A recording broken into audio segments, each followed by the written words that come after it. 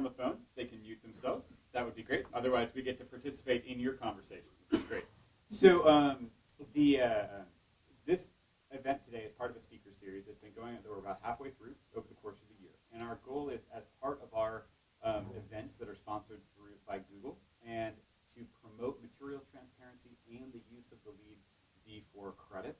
Our goal this year has been to raise the discourse and provide an opportunity for dialogue on issues around material transparency, hazard assessment, ultimately optimization, and innovation. And so we're bringing in some of the best speakers from around the country and actually engaging them externally as well to talk with us about the issues of the day, talk to us about the scientific and technical underpinnings of these issues, and give us their personal perspective and help us raise the level of dialogue around these issues. And so today, we have John Knott with us from the Health Product Declaration Collaborative, and John certainly fits the course of this speaker series. John is both a national and international thought leader in this area, and he is bringing leadership to one of the most important issues around materials transparency. So in a few minutes, he's going to talk to us about the importance of material disclosure and its role in the future of the built environment, something that we're all obviously heavily invested in at USGBC. But I wanted to give you a few notes about John as part of the introduction. So John has been around the built environment in all sorts of forms for over the course of his 40-year career. And this includes working in all aspects of urban development and redevelopment. He created something called the CityCraft process, which restores economic and environmental social health of cities, so working at the entire scale of entire cities. He's also a third-generation developer, and he has done award-winning work across the country, including places you all know, like Baltimore Inner Harbor, the University of Texas Health Science Center, South Carolina, North Carolina, and Charleston, in North Charleston. So he has an impressive on-the-ground portfolio. So in a new role over the past year, 18 months, he is the first executive director of the Health Product Declaration Collaborative. And if you ever had a chance to review the board of HPDC, they represent some of both the luminaries in the green building community as well as thought leaders in their own right. And he is helping lead that organization to create more transparency around materials supply chains and advance the use of health product declarations as a tool for consistent and systematic conversation and communication around materials. So with that, we're excited to have John with us for the next few minutes, and look forward to his remarks. Thank you, Chris. Great. Floor is yours. Thank you very much. So what I'm going to try and do today is give you a perspective from my view as a community developer and builder initially. And then I want to kind of lay the landscape for you from the Health Product Declaration, my own personal perspective, coming in as the executive director, to assess the landscape and to try and figure out what was going on in this whole material ecosystem, not just with Health Product Declaration. And one of the things I learned a long time ago was that if you're going to create change, you have to define the insanity of the current state first. And so one of the first things I would do once I go through a little perspective on our family's background and why this issue of health is so critical to us, personally as well as corporately, I would then want to go through a process to unwrap how we see the insanity of the current state and the role we're trying to play to weave this ecosystem together on a global basis. So as Chris said, I am a third-generation builder-developer. My grandfather started our work in 1908 in Baltimore City, and he comes from the master building tradition, in the European tradition. So design and building was one, and we were taught by my grandfather and father that we were in the human habitat business, not the building business. We were in not the development business, but the community building business. And we were responsible for life, for the health of all those we served directly and the larger community that we impacted and surrounded that area. So we're at the individual, say a residential home improvement in a building, it was the neighborhood we were in. If it was an office building, it was that we were developing or reconstructing and restoring, it was the larger neighborhood area or block area. And if it was a major block area, it might have been a major sector of the city. But we were always looking at the contextual context of everything. We're understanding our role in terms of health. And health was defined as not just physical health. It was psychological, it was spiritual, it was economic, it was social. And so every aspect of our work was always holistic. And so when I was told in 1994 that by Rocky Mountain I was one of the 3 leading green developers and sustainable developers in North America, my first question is, what is sustainable development? Because literally I'd never heard the term. And 2, I wanted to know who the other 2 were. So I do have a little bit of competition for those who know me. So in my own right, I've been a sustainable community development builder, historic preservationist for 45 plus years now, working throughout the United States and also some work in Europe and some advisory work with the Soviet Union and in China as well. And I think I bring to this whole NGO world and to the space of all the players that are in the material disclosure, transparency, health area, pretty unique perspective coming as a builder-developer. And the thing that really frustrates me in this conversation is the idea that we as a builder-developer or a manufacturer or a contractor or a designer should not be responsible for the health of what we create, when in essence we're in the business of the built environment, which the only reason the built environment exists is to shelter the human community. Whether it's creating shelter for us to worship in, whether it's shelter for our families, whether it's shelter for the business we run and the employees we're responsible for, whether it's the neighborhoods and communities that bring all that together. I mean, if we're not there to make it better and make sure whatever we do is healthy and beneficial to the participants, I really don't understand what we're doing in the business. And I think that's one of the fundamental problems.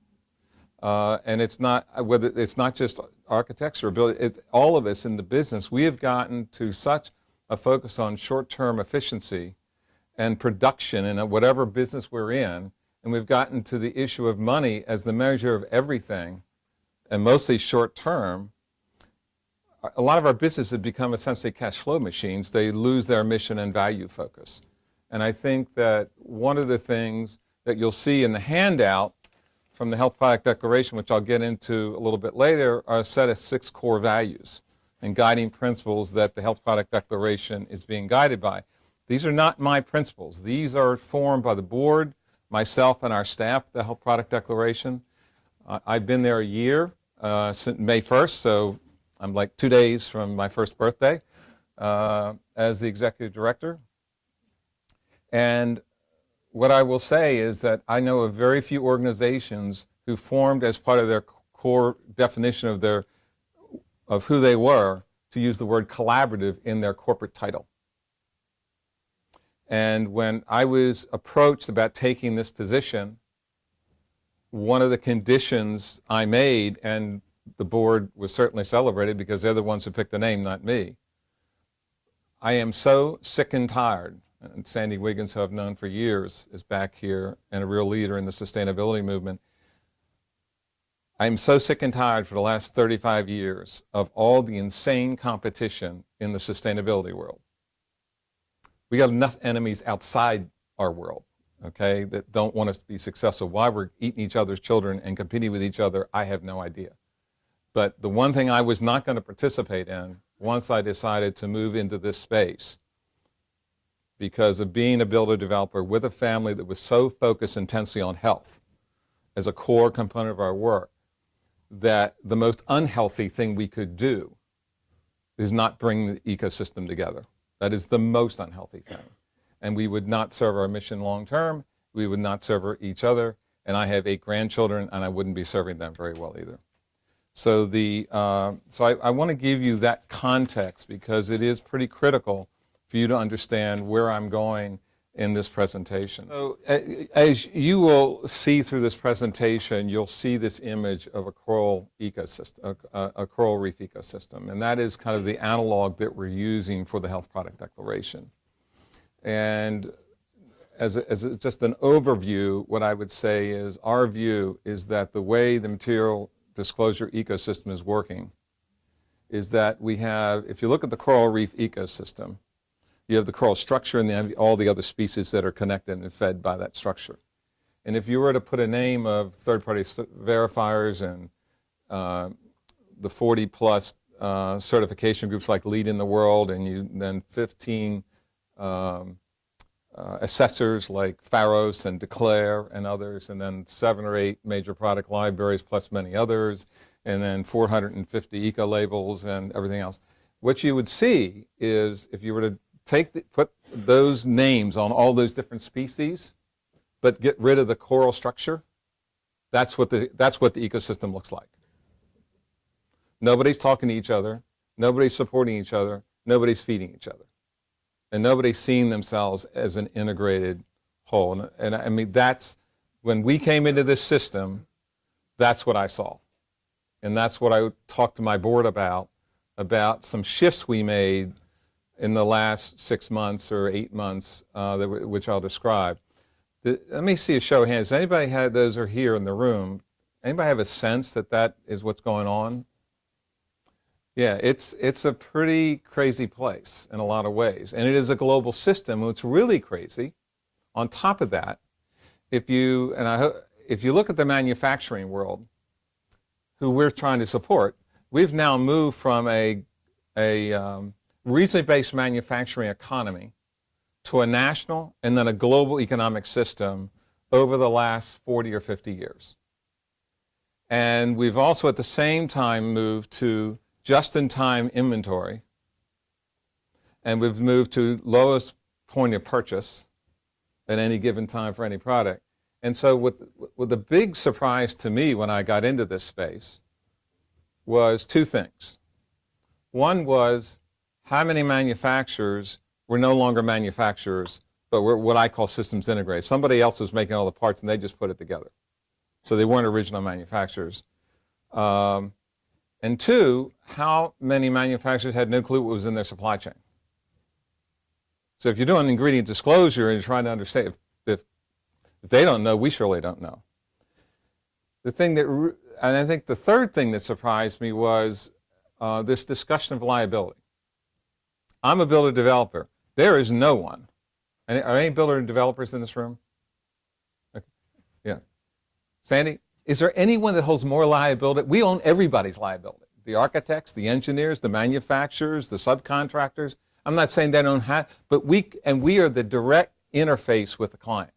It's us that's building your house or building your office building or fixing your church. We're the ones on the front line. And what I learned over many, many years, that ingredient disclosure, deeper and deeper, more detailed and more detailed, equaled reduction in liability, not increase in liability. And in this space, it's just the opposite discussion. And I have some interesting discussions about this with architectural firms and others. And we do it, you'll see one of our words here that we live by is respect. I respect the environment they're sitting in and what their lawyers are telling them and all. But the one thing I will say every time is you need to understand where I come from before we start this conversation. Because not only do I have the background of my family, but I have 45 years of living that responsibility in the trenches. And so as we start to look at what we're dealing with, this is one of my favorite quotes from Eric Hoffer. I won't read it. We definitely are in a time of change. And we're in a time of change globally, because I think we've spent the last 40 or 50 years experimenting with this global manufacturing and development process system. It's created lots of efficiencies and lots of great opportunities for certain people, and created all kinds of problems for other people. And at some point, that's all got to come. We're in the midst of that catharsis of trying to balance out where that needs to go in the future. And so if we're going to operate from what we know today, we're not going to get anywhere. If you look at this slide here, it's really interesting when you think that we've worried about all these other things, and yet health is not. I mean, as far as I'm concerned, if you build a LEED Platinum building and just poison my grandchild, who cares? What have you done? And And whether you do it with ignorance or you do it with consciousness, it doesn't really matter. It has the same result. And so I think it's, and then, the public, everybody thinks, and I was actually shocked when I saw this slide, because I had no knowledge of this. It's 82,000 registered toxins or chemicals in the EPA system, of which, 650 are monitored for toxic release, 200 have been tested, 5 have been banned. So of 82,000, only 200 have been tested. How in the name of heaven do we have any idea of what's going on? Now, if you correlate that with the CAST.org, the log they run of all chemical compounds registered in the world, if you want to have a really fun time and get really scared, go to that website. It's got a speedometer. The last time I looked, there was 74 million chemical compounds, and the dial changed every 8 seconds for one new chemical compound being registered in the world. Who can keep up with any of that? Who can test it? And so our whole approach is that this has to be an entire I don't want the feds involved. I believe that we need to develop a voluntary leadership system that solves this problem and work together, because we're committed to the health of our children and our grandchildren. And the more we get into politics and the more we get into all this other insanity, the more everybody gets their lawyers out and their lobbyists, and everybody gets to, a building code is simply a politically mediated settlement to the lowest common denominator. And so if you didn't build by the building code, you'd not only be immoral, you'd be illegal. And so it's, if anybody says they build by the building code, that's about as bad as you can get. And then you find out, and I've got 8 grandchildren. I've got 2 daughters. And I find out, this is an ad that just was being run by Seventh Generation. 250 toxins directly from the built environment in the average fetus in the Western world. In utero, directly from the built environment, absorbed by the mother's body. Pretty scary stuff. So I think, Oscar Wilde had it pretty clear. And I think that as we get into the issue of material complexity, it's like chasing down a rabbit hole. And here's one, this is one of my slides that Eden Brookman, she developed a number of these slides for me. We think paint's pretty simple. It's got pigments, it's got binders, liquids, and additives. But then we get below those levels, that's all the stuff that's in a bucket of paint. All the different components that make that paint up. And if you get into elevators, they're like this paint level on the paint, but there's like 10,000 different things that make up an elevator and all these other systems. And so then we also have the problem of manufacturer and consumer. I know you probably shouldn't brand squirrels, but or I guess those might not even be squirrels. They might be like, well, there's guys that crawl in the you see them in Tucson. They're in the prairie dog. They might be prairie dogs. Anyway, this is the level of communication expectation between the manufacturer and consumer. That's going on. There is it, and then there's no standard process for bill of materials. It's just totally is lacking in the whole system. And then we have the world of product inventory and evaluation and criteria and disclosure. And what we started seeing, and after we were talking to the manufacturers, we started inventorying this, all of a sudden you start to see that there's somewhere between like at least 70 different systems globally that have 70 different ingredient disclosure entry systems to get material disclosed. So a manufacturer has to organize different standards and different methodologies for if they want to be certified in Australia or Belgium or Canada or US or whatever it is. And although Lee would love to be global and be the top dog, that isn't the case today. And there's all kinds of other things out there. And so we decided that we could actually play a role in trying to solve this problem. And when you look at the life cycle assessment system, this is LCA. You can see how that's organized and what it's supposed to do. And then you go to the Environmental Product Declaration, which is a kind of a cradle to grave process. And then what you see is, I'm going to walk a little bit away from there for a minute. I mean, look at what's optional. Whether it's LCAs or EPDs, that's what's optional. And yet the purpose of the built environment isn't for the environment. It's for human beings. And the last time I checked, there's been 6 major extinctions. And the environment will take care of itself. If we screw it up enough, we're gone. Not the earth. It will adjust. It will heal itself. But we won't. And so Peter Surratt is our chair. Used to be a partner with Perkins & Will, has his own firm in New York, and I love this guy. And this is another definition of it's a design problem. We've created this mess so we can clean it up. That's what he tells us, 2 kids. You created the mess, you can clean it up. And I think that's the message I want to say to each of us. So the product declarations, the health product declarations are taking content inventory and health hazards and creating the connection so that, as Bucky Fuller says, you don't deal with the existing reality. You design a different reality. You design a new future to move towards because you'll spend more time negotiating. So what we've seen is that with the health product declaration, we started mapping EPDs, LCAs, we started mapping the other disclosure systems.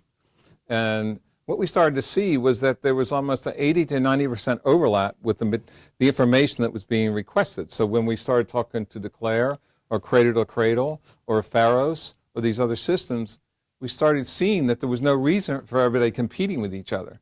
Because if we could just shift the health product declaration to act as an ingredient disclosure tool that would also create health product declarations, but could also support the welfare and health of Cradle to Cradle and Pharos and the Google Health System and all the other certification systems in the world, and then connect the product library. So we're engaged in developing an integrated API that will actually bring the entire ecosystem globally together. And then we act as, we're not the pretty fish and we're not the big flowers. We're just that behind-the-scenes coral structure. And our system is free and will be free forever. We can continue to raise the funds and all. We do not want to charge anything to anybody for any reason because we think that's a huge impediment to have this future come alive. So I'm not going to read this, but I want to emphasize the way the Health Product Declaration Collaborative was created originally was as a customer-led organization. We are a standards organization, but we're customer-led. If you look at almost all the other organizations globally, what you will see is they are led and controlled by the manufacturer or producer itself, not by the customer. So we are customer-led. Manufacturers can be sponsors, but they cannot be voting members. And so we have, but they are huge partners with us because we have to have them. They're the ones that produce the product. They have to be part of this. And it is, so we are not only producing an ingredient disclosure system, but we are producing the health product declarations, but we're also playing the role of collaborator and convener to try and get common sense conversations so we can all work together. The guiding principles that I referenced were published about January, February this year, developed by our board and staff. And I just want to go briefly through each one of them. And they're on the back of the handout that you were given on the handout as well. And for those on the phone, I'm hoping that USGBC can make sure they have that available to them. It is also on our website, hpdcollaborative.org. We really believe transparency and disclosure are fundamentally critical to get the material ecosystem and the issue of health in this world correct. And we believe that we have to respect where everybody is, and it needs to be recognized as being evolutionary. And for years, we've been saying sustainability is a journey, it's not a destination. And because we don't know where sustainability is going to go, and we have to respect that we don't know what it looks like. And so we're all learning together. All manufacturers are in different stages of play in terms of what they're doing and what their capabilities are. There are groups like Forbo here who are partners of ours in supporting our work who are very transparent. There are others that are not. Our belief is that we have to first get everybody being transparent, and we have to create a common language for disclosure. So if we can get Cradle to Cradle, and we can get the LEAD system, and we can get Pharos, and we get all these systems working together, and everybody's using that ingredient disclosure structure, the market, once they see all that transparency and work going on, they're going to drive more disclosure. We have to trust that the market, once informed, will start moving these issues. I think that collaboration and integration are absolutely core to the behavior that we have to exhibit in the marketplace. The last thing we need is more competition. And collaboration requires that each one of us stand aside with our egos and listens to the other, values the other, and puts together what each has to offer, and not come to just common ground, but come to the best answer by respecting the input of everyone. We have put together a network of executive directors of groups that are working very vitally together. We now have Cradle to Cradle, Green Screen, Healthy Building Network with Faust and ourselves working on the integrated API together, developing the languages together, setting the standards together, not by ourselves, because the wisdom of the whole was far better than the wisdom of the one. The pilot in its development in 2011 had 30 manufacturers engaged in developing this pilot that created the version 1.0.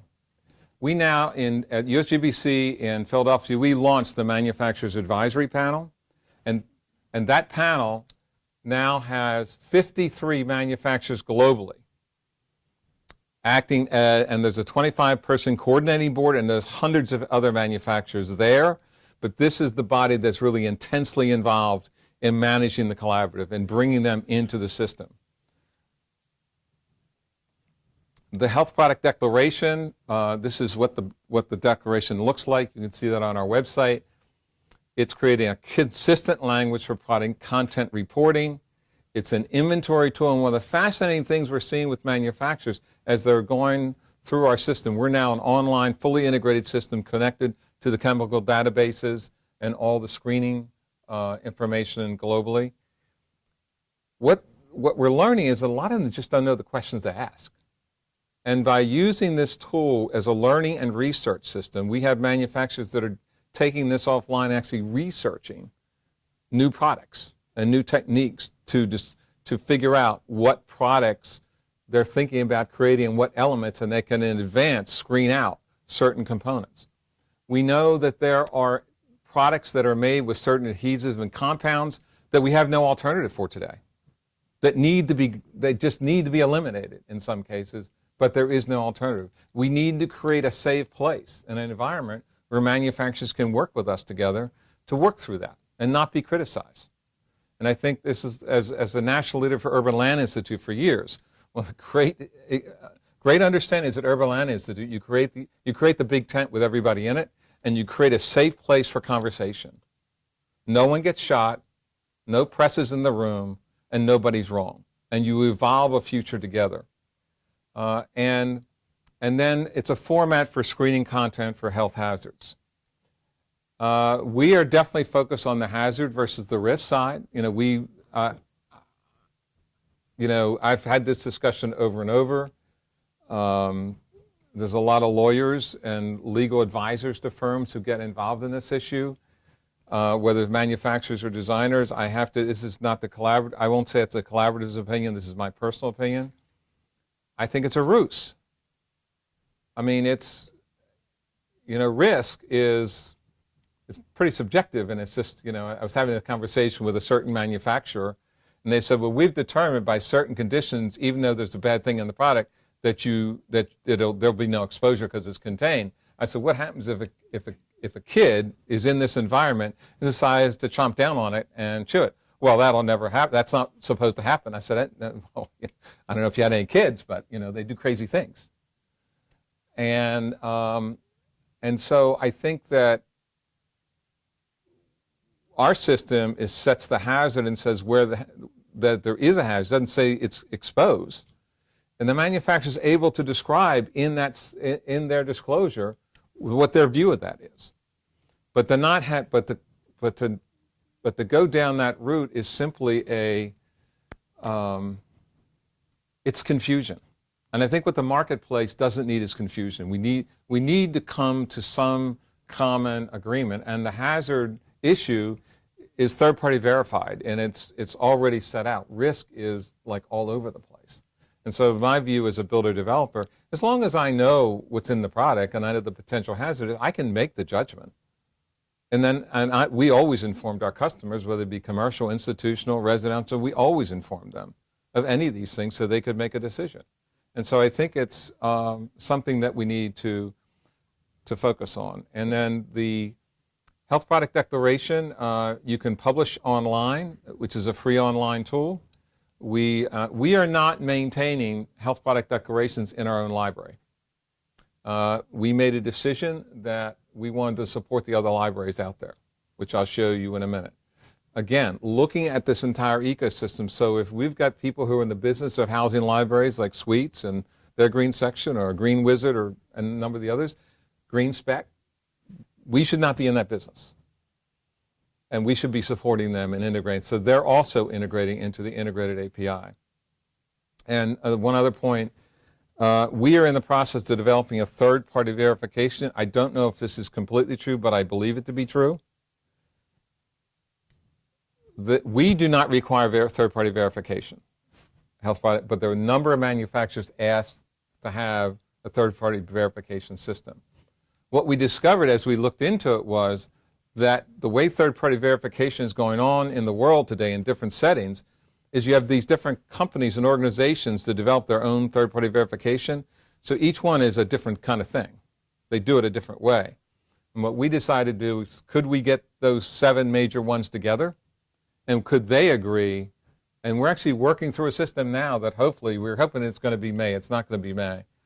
That we will actually come out with a common third-party verification agreement between all 7 groups that they will use for health product declarations, which means that you as a manufacturer, whoever is purchasing that service, will have 7 competitors. And will know that that verification system, again, it's the root of collaboration. It's trying to get to what are the issues impeding manufacturers or anyone coming into the system. That's why we surveyed and mapped the entire ecosystem to try and understand what the insanity of that current state was and try and see if we could unravel that and make sense out of it. Basically, this is just a simple view of the health product declaration. You know, what is inside? Is it a listed hazard? What else can we learn? Is it a positive development? Who will be exposed and what forms are hazardous? It's fairly simple language, but believe me, it's interesting going through this declaration as a developer builder. We started trying in 1992. We set it, we think, the first green building trade show for our small development in South Carolina at Deweese Island, because we started to get this understanding of ingredient impact on the health of the environment and humans. And so in our culture, as a family, that's not something that's acceptable. And it's also not an extra. It's just, you discover you got a health problem, you go solve it. That's your responsibility. It's not an extra cost. It's just fundamental to what you do. It was amazing. I mean, I don't know, we might have had 60 manufacturers in that first show and maybe 100 the next one, and it was 150 unit residential development. But now imagine trying to set up a trade show for ingredient disclosure on manufactured projects for residential in 1992. Talk about insane. And then in 96, 97, I was asked by the University of Texas Health Science Center, which is the original public university working with Dick Jackson at CDC, who made the original connection between the built environment and human health. And they were trying to build their new buildings to model what they had learned. Huge university. And your current chairman of USGBC, we brought in and hired as part of that team to unravel. And you want to talk about insanity. And here, major university, we did over 2 million square feet of buildings. Restructured everything, including the food processing and where it came from, the farms it was. I mean, we went through everything. But getting to material disclosure, and this is a major research university, understood all this. So you know, having gone through all this just from a business standpoint, as well as trying to build and develop with clients who really wanted that. And now it's one of the reasons I took this position on, because it's a mess. It's a huge problem, and it just isn't right. There's something wrong with the equation. And as I think builder developers are some of the most brightest people in the world. I mean, we manufacture things every day. but we don't do it inside of, we actually build the new plant every day. Every client we have is a whole new manufacturing plant. And we have to do it in the outside, subject to all kinds of crazy weather environments and market changes and everything else. So we are very creative people, and we're very challenged people, and we have the ability to make things happen. We have a technical committee. If you go on our website, you'll see the members of that technical committee. I mean, rocket scientists from 13 different subject matter areas that are overseeing the Health Product Declaration standard, and the standard does not get changed unless it goes through that committee and goes through that process. Then the board signs off on them, but as a standard group, we created that as a separate body. The Manufacturers Advisory Panel feeds into that and provides direct feedback to individual companies as the overall system, as well as how to make the Health Product Declaration more ergonomic. What are we learning in working with the manufacturers to make the system even better? And then we have a series of other groups that we work with. We're forming a construction advisory panel so that the contractors and builders are actually at the table in this conversation. And as a builder developer, I can tell you I'm rarely at the table. Designers, engineers, architects are at the table. Manufacturers are at the table. The builder developer is rarely at the table. And yet, we're probably the largest de-specifier on the planet. Okay. Now, the specifications get written. We figure out all kinds of ways to use alternatives. And some of us do it really well and do really good with, and others, it's kind of all over the place. But we deliver the product in the built environment. I think we need to have that input. And so these are some of these are not all, these are some of the global rating systems that are now, including China, Australia. These are all using health product declarations and requiring that HPDs be part of their system. These letters that you're seeing popping up, we have 39 major global architectural firms and national firms that have sent letters out, emerging originally out of the Sustainable Design Leaders program, which has, I think, 90 members, who are driving the use of the Health Product Declaration. I think Perkins and Will is the last. There we go. So we have been working to, as I said, bring this ecosystem together. So we have formed a collaborative partnership with Cradle to Cradle Institute, Healthy Building Network, which is Pharos, and the Clean Production Action, the Green Screen organization, who have all agreed that the Health Product Declaration is the tool that should be used for ingredient disclosure. And then we're wiring all those different requirements so that when you come through a Health Product Declaration and you come into our system, you can press, it'll be another 8 to 10 months before this is complete. You will be able to press a button and not only create a Health Product Declaration, but support Cradle to Cradle, go into the Cradle to Cradle system. You'll be able to go in, Green Screen will be integrated into that system. You will be able to click and go into Pharos. So all these different systems you will be able to populate. You will also be able to populate into third-party verification groups. So you can immediately send that to a third-party verifier without doing a separate act. All of this electronically. And all this information can be shared back and forth. When the Health Product Declaration is completed, you can choose what product library you want it in and just send it to that product library immediately. And you can send it to Pharos' library, and we'll go through a couple of these others. Our goal is complete and total harmonization, shared online API to support assessment, certification, and verification globally. So this is creating the structure where all other certification, verification, assessment systems can link into. We just have to create the structure for the hooks, which are unique for each one of those. And then outreach and education. One of the other roles that we're playing as Health Product Declaration is we believe there needs to be an intense educational program around two elements. One is that disclosure and transparency is fundamental to a free and open marketplace for informed decision making. And that's what a democratic economy is all about. That's what capitalism is about. And two is that connection between the built environment and human health. So what we're about is, this is all about technology we're talking about here, but what we're really about is social change. And social change is behavioral change. And so unless people know the benefits to making that change, they'll never make the change. You have to define the insanity of the current state. You have to define the benefits of the direction of change you want people to go into. And once they understand those two things, they will move. And so we are taking a very hard focus in that area. We now have BIFMA, LEAD, these other ready systems, all agreeing to, including with Level, going into the system, so HPD supports that. So we now have 90% of the institutional and business manufacturing environment will be in the Health Product Declaration system as well.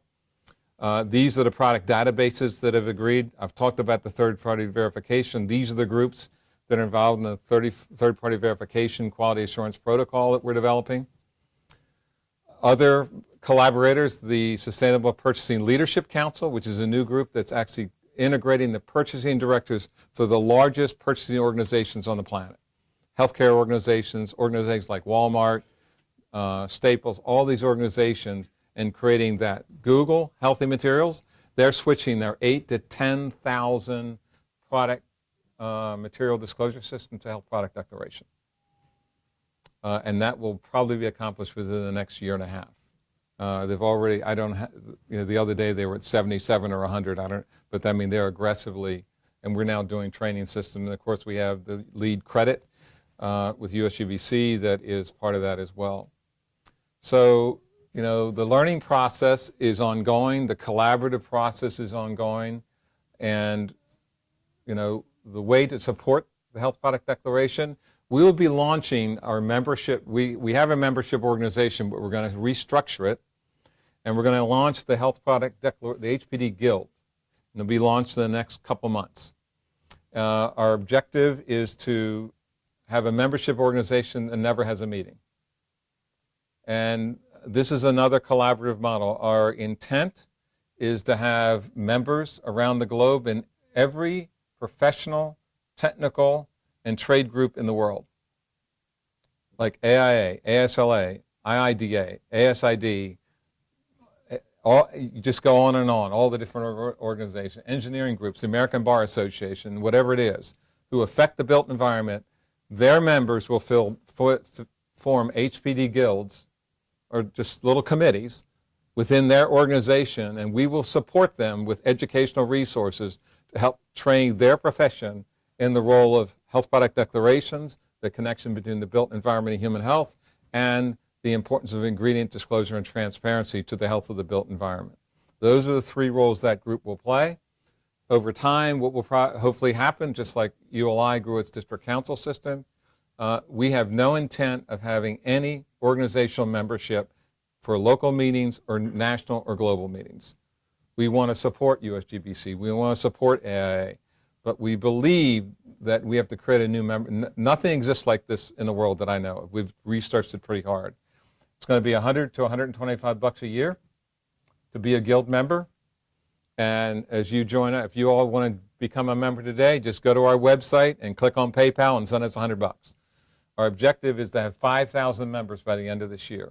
By next year, we want to be at 15,000. In 5 years, we expect to be at 100,000 or more. If we do that at $100, we don't need sponsorships and we don't need grants. And we have a global network of individuals who are operating within other organizations, and we're using the ecosystem of trade, professional, and technical organizations in a collaborative partnership. So I hope what I've communicated to you today, that this organization is not only building knowledge, but is building and integrating the entire ecosystem of the built environment's material disclosure system, so the system finally works and everyone is able to get to a future of health for our children and grandchildren. Thank you very much.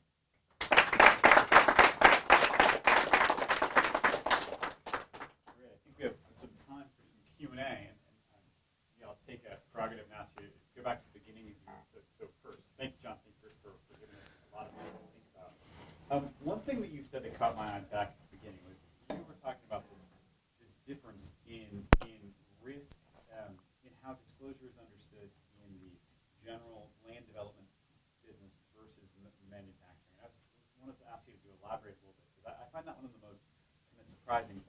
basically today, a developer is asked to take on the risk of these materials. And that is the kind of status quo. And the idea is that normally when you're taking on risk, you get paid for that risk. And if you have less risk, i.e. more transparency, you can generally, you can reduce your exposure and of course pay less. Somebody's going to pay less if there's less unknown in the equation. Can you talk a little bit about how, do we reach a tipping point where is one of the trajectories for this that the idea of being not transparent and the idea that who the risk accumulates to can help swing this system? We don't talk very much about that. I'm just curious if you can elaborate this a little bit. Well, one thing I want to make sure, I don't think I made the correlation between manufacturers not doing it and builder and developers doing it. What I was trying to say is that each person in the supply chain of creating the built environment. So for instance, I did a research work for Ibicus, which is in Pittsburgh, back in 87, 88, and mapped the entire supply chain for a single family house. 30,000 different resources, independent materials and resources, make up, at that point, a 1,500 square foot home. The designer, each of the supply networks in that group, moving through the system, has different levels of liability. But what I was saying is the developer builder accumulates all that liability. And because we are the direct interface with Whitney, as we're building your house or your office building, you got a problem, who you calling? You're calling me, okay? And you're going to come at me to try and solve that problem on a positive basis first. And I'll give you, so what I was saying was that to talk to at least a builder like myself and a developer who was raised in a tradition of taking responsibility, because we are hired as experts to solve a problem for a customer, whatever that customer is. And I'll give you an example. I was probably 23, 24, and we got a call, and my father, one of the superintendents, asked me to go out with him. And I went out to this house. We'd done 8 years before, renovated the whole house, and the customer was calling because the paint was coming off their shutters, and it was a farmhouse, a really large one down in the Severna Park area, which some of you will probably know that area here. And we went down there to look at it, and my father said to stay down with the customer. He went up with the superintendent to check things out, and he came down, and he said to I forget her name, said to the Mrs. Jones, whatever her name was, said, I have a crew here next week, and we'll take care of this. And she said, Mr. Knott, I just want to know I don't have the money, I can't afford to, you gave me a year's guarantee, I appreciate that, but it's been 8 years. He said, did I say anything about money? And she's got this really weird look on her face and said, I don't understand. And he said, look, you paid us to do this right. And what we discovered was he went through a few of the things that were not done right, which then allowed a breakdown in the finish on materials that then allowed carpenter bees to get in. And there was a series of other things that happened that all natural, but the trace back problem, if our people had done the work exactly the way it was supposed to, it would have never happened. That's the level of responsibility I was raised with, okay? And I could tell you 1,000 stories in my own time like that. I shouldn't say 1,000 because it didn't make things that bad. But I'm hoping I'm giving you the answer. It's really, the more you disclose to a client, the better relationship you'll have with that client, the more they're informed, the more they can make decisions, and they need to know everything you know. And the idea that disclosing stuff makes you more liable, that's the point I'm trying to get across, okay? For an architectural firm to say, if I tell a client these things, I have more liability. Or for a manufacturer, it doesn't make sense to me. There's no logic in that because disclosure, transparency correlates to less risk. I don't know that, hopefully it means that I have lower warranty costs. Hopefully what it means, I have way lower legal costs. And yes, that increases my profitability and then makes me more efficient. So when I produce my price and my product to my clients, I have a more efficient way of producing my work. Therefore, my prices more consistent. Does that answer your question? Well, thank you. So let's throw it open to other folks. Ken. So, Ken Sandler, TSA.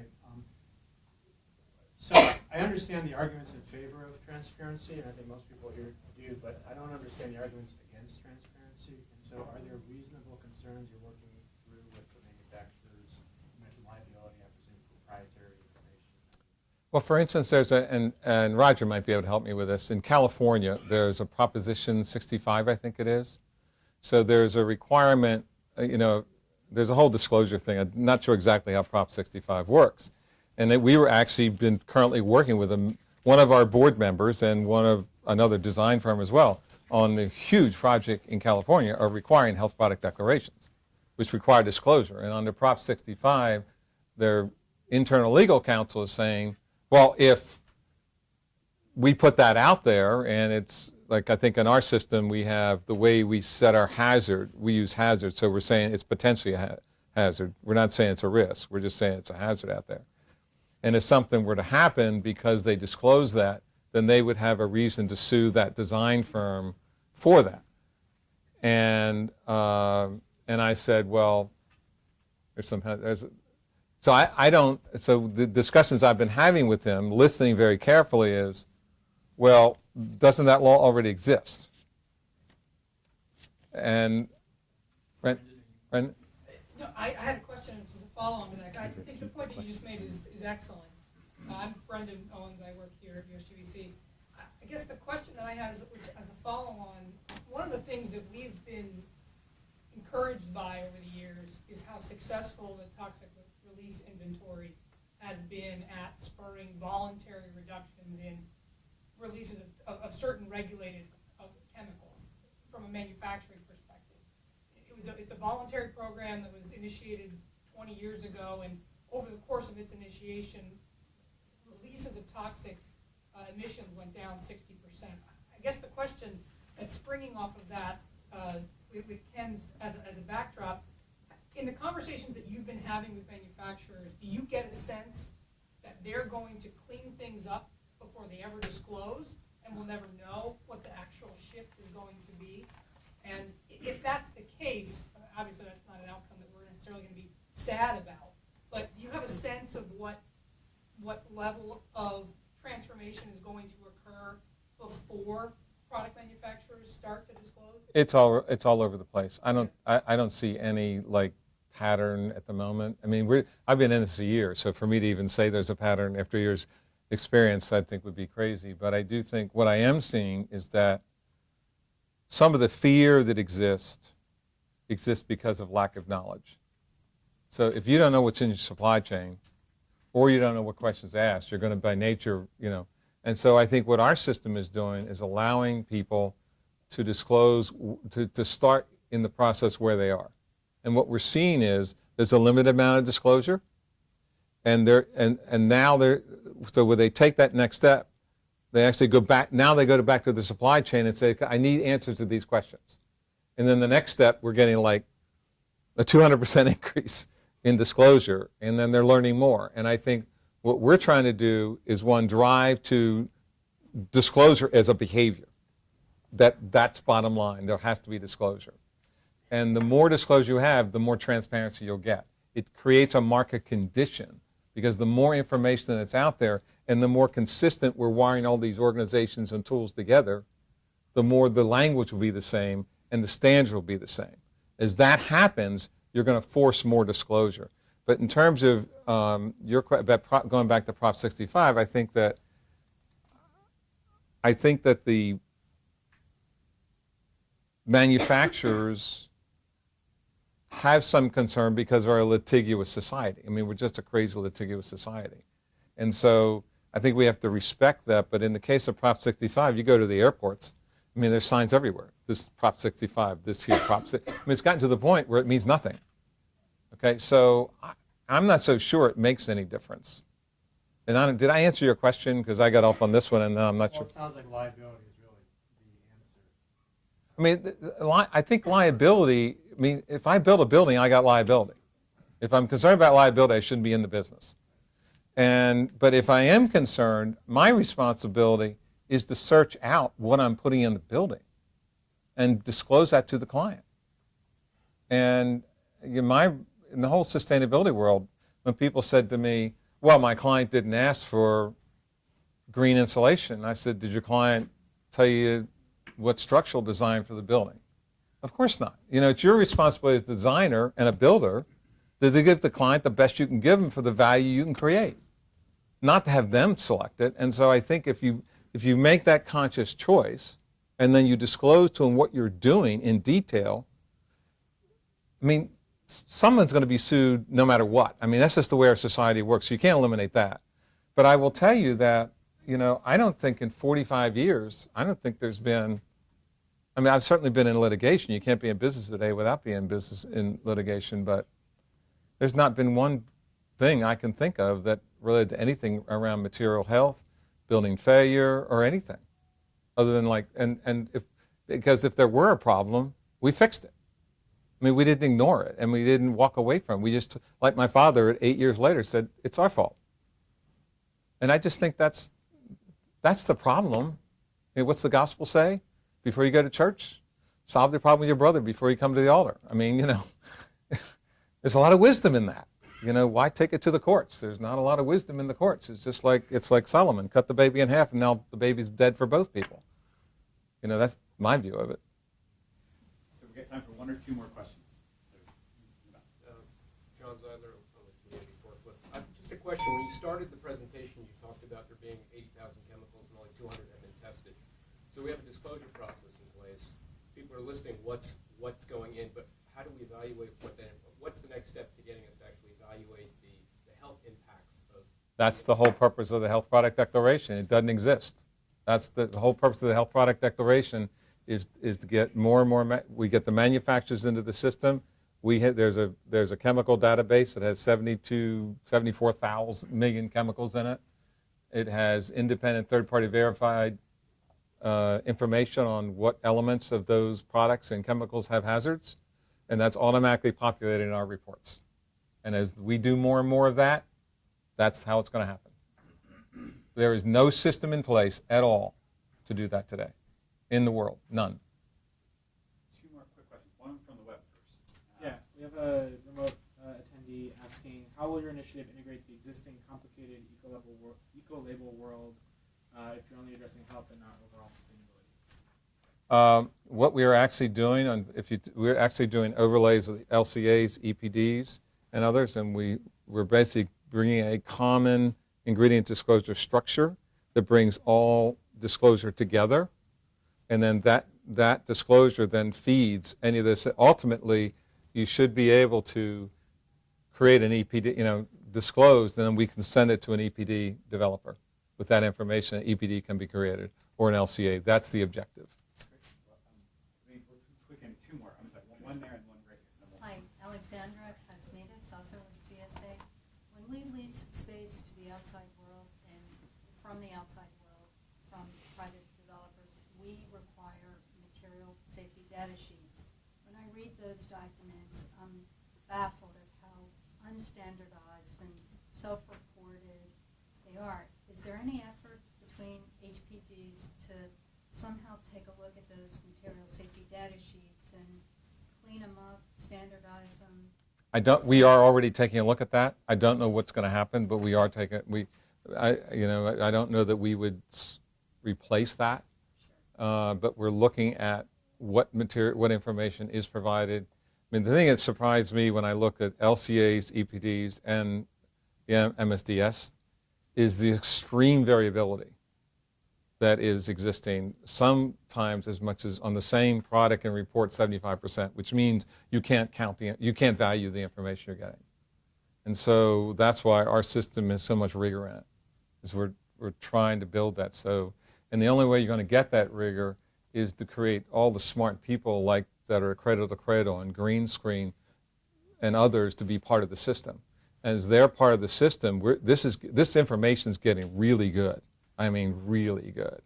And so, and I'm excited about it because as a builder-developer, I took this on.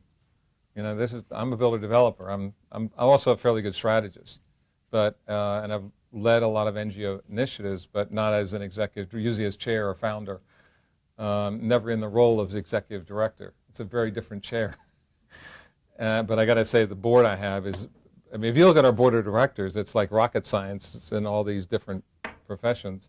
And I think that the more I learned years ago, the broader you build the tent, the rounder you make the table, the more diverse talent you put around that table, the healthier the ecosystem is, the healthier what you create.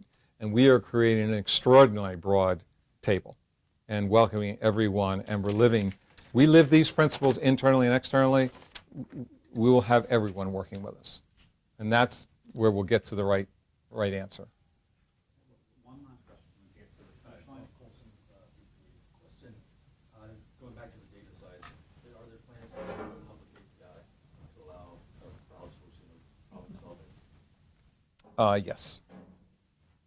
So it's the whole idea of research, and I mean, at some point, our manufacturers are actually starting to use our system, but the API isn't there yet. We also are launching it's called the binder, I think. So where we have very complex systems like elevators and other components in the built environment, we're creating binders for those. And then those binders will have all these sub-elements, and those sub-elements will be available to other component systems. So we're creating that, and we have to get a lot of agreement with an awful lot of people to allow that to happen, but it's coming fairly fast. And so and again, I think that's one of the big differences with the Health Product Declaration as we've now moved into this new arena, is it's become more than just creating a Health Product Declaration. It's seeing that we really can't get to that future that we want unless we bring this entire ecosystem together.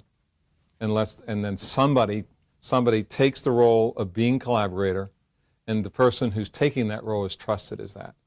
And I think one of the great things for me, rewards for me in the last year has been, like Scott and Rick and Sandy. I mean, a lot of the bright leaders around this country and around the world I know really well. I'm old enough, and I've been in the movement a long time. And I know them as peers, and they know me as a leading edge developer builder, just fighting through these issues from that standpoint. And so or Bill McDonough, I mean, all these people I know really well, or Jason McLennan at USGBC. I'm sorry, not USGBC, but Cascadia and Living Building Challenge. We know each other really well. And what's the role I've tried to play as a collaborator and as a collaborative leader and as a convener, apparently that's what the reputation was. And so many doors have opened to us because of that, and it's been really a humbling experience, but it's been really worthwhile having those kind of conversations, because I think we're all, something, I won't tell you the details, it was something happened with Bill McDonough, that in his organization, something happened with somebody he was working with, and he found out about it like independently, came back to his organization. He says, I've had 2 conversations with John Knott. This cannot possibly happen. We've agreed to collaborate. We're going to fix this. I'm going to fix it now. And right before Greenbuild, he issued an article in a Metropolis to replace his normal article to address this issue. It was the day before Greenbuild, because he wanted the message out that he was collaborating. And so I think that I'm excited. I mean, we are kicking ass, and we have really made a lot of progress. But we've made it together with everybody else, and we've made it in a way that everybody is winning, not just us. And I think that's the secret. I think that is a perfect place to leave it for today. So, if you guys can join me in thanking John and